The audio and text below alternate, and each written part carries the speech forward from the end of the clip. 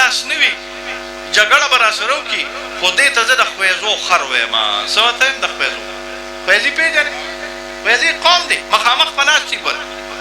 خویزي یو قوم دی په مومند ایجنسۍ کې زه یې بوتلمه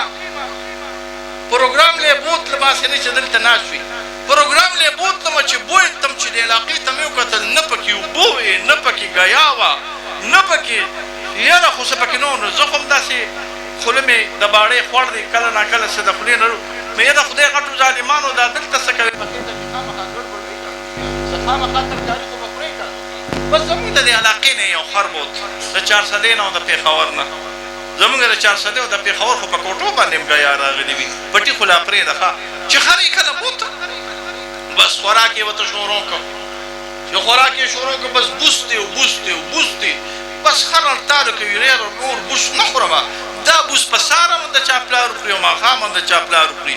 یو خبره راته کومه ګورئ د جرګې چل به د دوو قومونو نه زده کوئ بلکې د درېو نه یو به یې د مومن نه زده کوئ یو به یې د اپریدو نه زده کوئ یو به د تومانخېلو نه زده کوئ دا خویزي چې زه یادوم دا مومن دي ملکان یې ډېر هوښیار خلک راغلي دي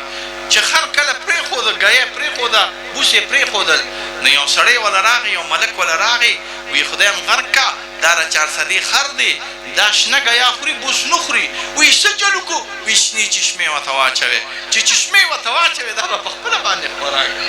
باچا صاحب بوس یې ورته کېښودل چشمې ورته واچولې خر په شړپارو باندې بوس خوراک شروع کړو چا ورته وی ولې وی یاره دا خر وی جوړ دا ګیا ده د دې بعضې نیم سړي چشمې وي په دې کې د بدعت چشمه وي او په دې کې د شرک چشمه وي پرې پوهېږې